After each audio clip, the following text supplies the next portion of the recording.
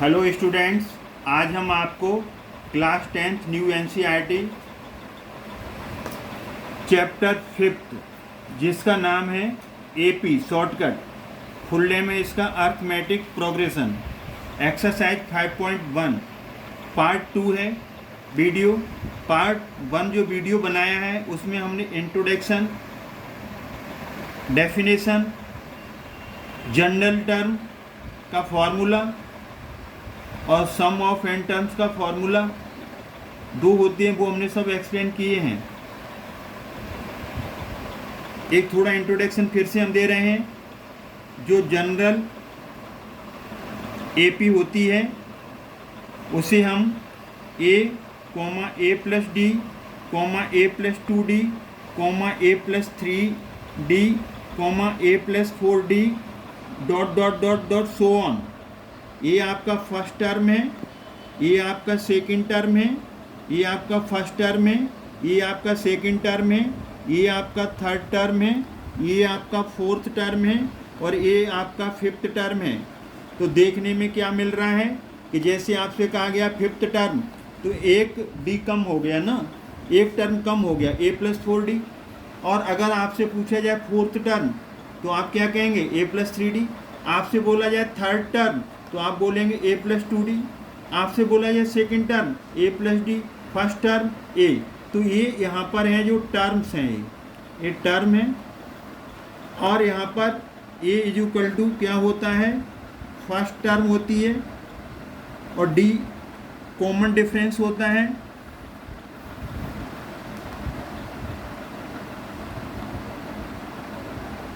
ये common difference होता है। यहाँ पर एन आएगा, number of terms S N बोलते हैं, सम of N terms, general formula, general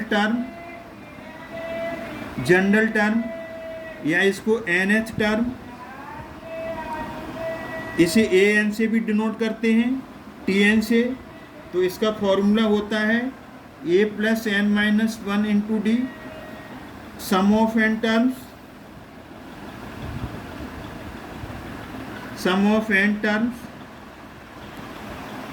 इसका दो फार्मूला होते हैं।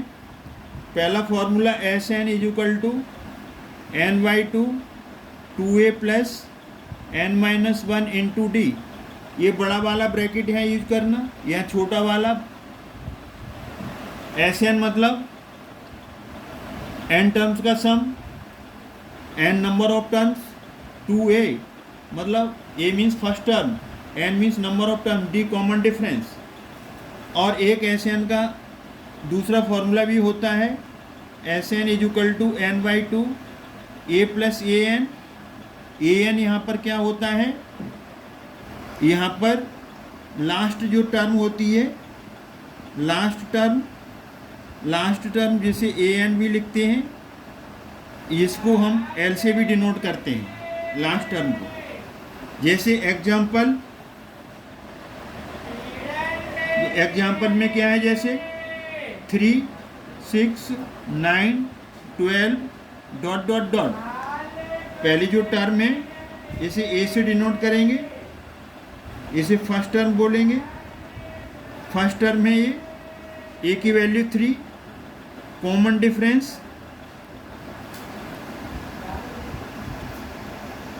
डिफरेंस, इसे डी से डिनोट करते हैं। डी कैसे निकालते हैं, ये जो है आपकी A1 first term, A2, A3, A4, ये जो टर्म्स हैं। तो कॉमन डिफरेंस कैसे निकालेंगे, सेकंड टर्म में से फर्स्ट टर्म कर दो, या थर्ड टर्म में से सेकंड टर्म माइनस कर दो, या फोर्थ टर्म में से थर्ड टर्म माइनस कर दो। सेकंड में से फर्स्ट होगा तो 6 माइनस 3, थर्ड में से सेकंड होगा तो 9 माइनस 6, फोर्थ में से थर्ड होगा तो 12 माइनस 9, ये 6 माइनस 3 3, 9 माइनस 6 3, 12 माइनस 9 3। ये कॉमन डिफरेंस है, ये कांस्टेंट है। कांस्टेंट का मतलब सेम आ गया। अगर कांस्टेंट डिफरेंस सेम आता है, अगर कॉमन डिफरेंस कांस्टेंट आता है, एक जैसा आता है, एक जैसा आता है या सेम आता है, देन इट इज NAP। कोई हमें एग्जाम करना है, कोई सीरीज दी हुई है और उस सीरीज को हमें पता लगाना है R in AP is an AP। क्या ये AP है, हमें पता लगाना है। तो हमें क्या कर लेना है, हम 2 या 3 कॉमन डिफरेंस निकाल लेंगे।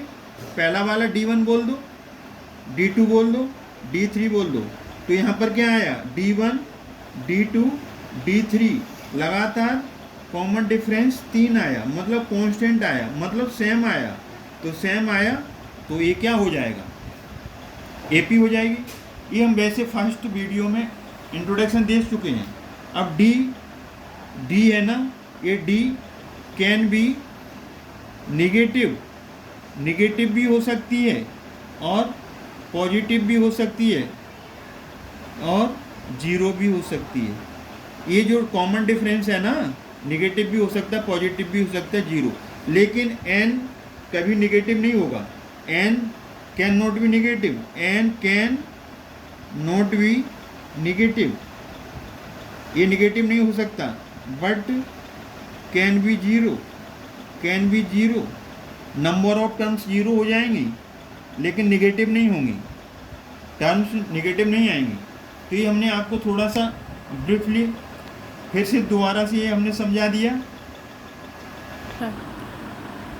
अब हम एक्सरसाइज 5.1 क्वेश्चन नंबर फर्स्ट का फर्स्ट पार्ट कर रहे हैं, फर्स्ट सेकंड थर्ड फोर्थ। इसमें पहले हम इजीली 2 पार्ट्स उठाएंगे, फिर 2 बाद में उठाएंगे, कराएंगे सब, क्योंकि पहले सिंपल फिर सिंपल से कॉम्प्लिकेटेड की तरफ बढ़ो।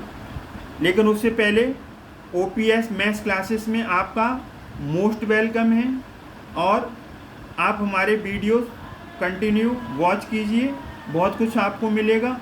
बिल्कुल सिंपल वे में हम इसे सिंप्लीफाई करते हैं, समझाते हैं।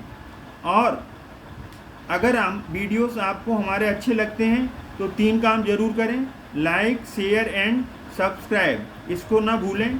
थैंक्स। अब हम आगे बढ़ते हैं।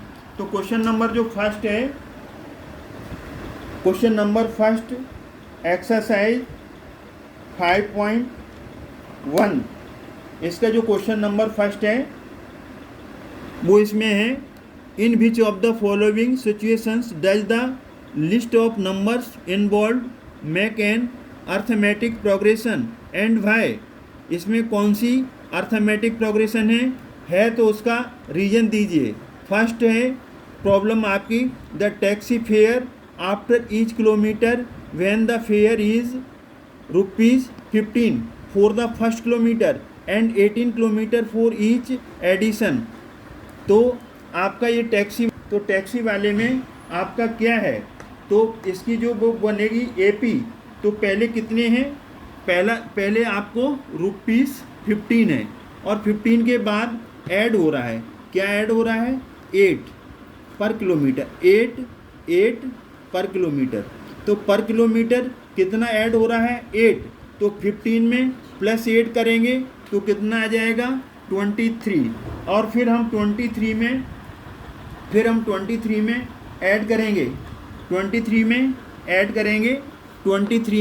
करेंगे 8 तो कितना आ जाएगा, 23 में ऐड करेंगे तो 31 आ जाएगा। तो 31 आ गया। तो इसी तरीके से ये dot dot dot dot dot. अब हमें एग्जाम करना है कि ये AP है या नहीं।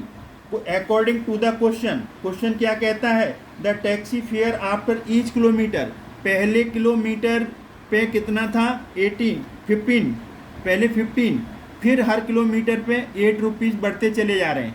जो पहला किलोमीटर था वो ₹15, फिर हर एक किलोमीटर पे ₹8 ऐड होते चले जा रहे हैं इसमें। तो ऐड करते जाओ, 15 में ऐड किया तो 15 में 8 ऐड किया तो कितना आया, 23 में 8 ऐड करोगे 31, फिर 31 में 8 ऐड करोगे 39। तो अगला टर्म कौन सा आ जाएगा, 39। तो हमें कम से कम 3 या 4 टर्म्स दिखा दो। अब हमें एग्जामिन करना है, क्या एग्जामिन करना है कि ये AP है या नहीं है। तो हम इसको चेक करेंगे।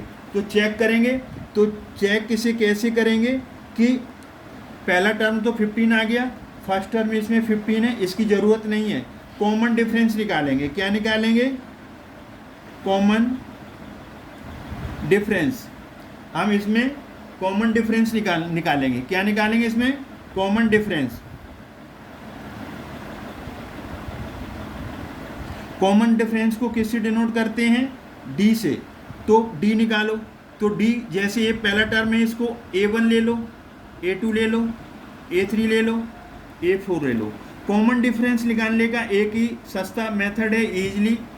अगले टर्म में से पिछला, तो अगला टर्म A2 माइनस A1, फिर कॉमन डिफरेंस अगले में से पिछला, फिर A3 में से A2, फिर अगले में से पिछला A4 में से A3। तो यहाँ पर A2 कितना है? A2 23 माइनस 5 और A3 31 माइनस 23, फिर A4 39, A3 31। कॉमन डिफरेंस यहाँ पर 8 आया, यहाँ पर 8 आया, यहाँ पर 8 आया। सिंस कॉमन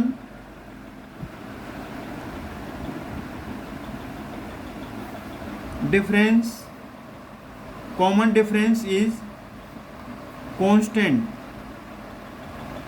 मतलब सेम है, so it is an AP। ये AP में है, पहला वाला आपका AP में है। तो इसी तरीके से आप सेकंड कर लोगे, इसी तरीके से आप थर्ड कर लोगे, इसी तरीके से आप फोर्थ कर लोगे। तो ऐसी कोई प्रॉब्लम वाली बात नहीं है।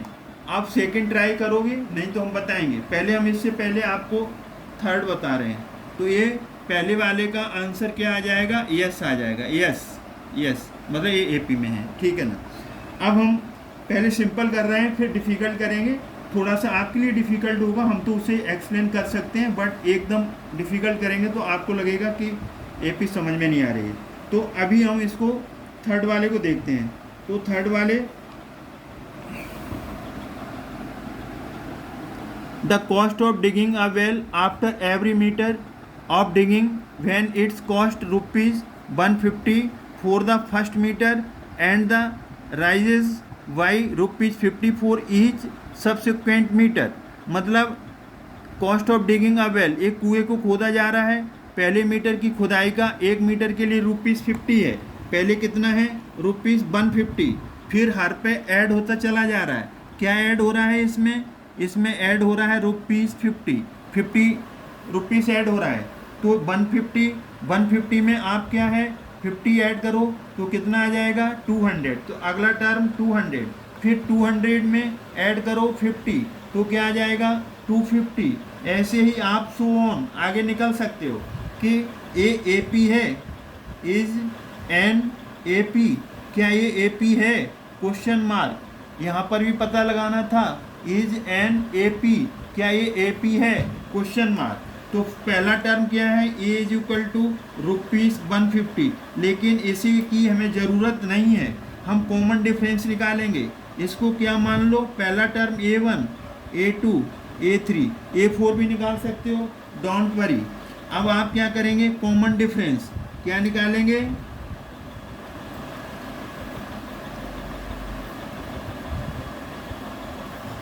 कॉमन डिफरेंस का मतलब D से डिनोट करते हैं। अब इसमें क्या करेंगे? अगले टर्म में से पिछला टर्म, मतलब A2 में से A1, फिर क्या करेंगे? अगले में से पिछला A3 में से A2। तो यहाँ पर 200 में से 150 जाएगा, और यहाँ पर A3 250 में से 200 जाएगा। तो यहाँ पर कितना आ गया? 50। यहाँ पर 50। तो ये कॉमन डिफरेंस D1 और D2, since D1 is equal to D2, मतलब पहला कॉमन डिफरेंस और दूसरा कॉमन डिफरेंस दोनों सेम है। तो इस कंडीशन में क्या आएगा? यहाँ पर लिख देंगे reason, since common difference is same, या लिख दो कांस्टेंट। मतलब D1 D2 कितना आया? D1 is equal to D2 50 आ रहा था। So it is an AP। ये आपका आंसर आ गया। तो अब हमने 2 पार्ट्स कर दिए, 2 आपके लिए छोड़ रहे हैं। अगर आपको आ जाते समझ में तो ठीक है, नहीं तो फिर हम समझाएंगे। Thanks God.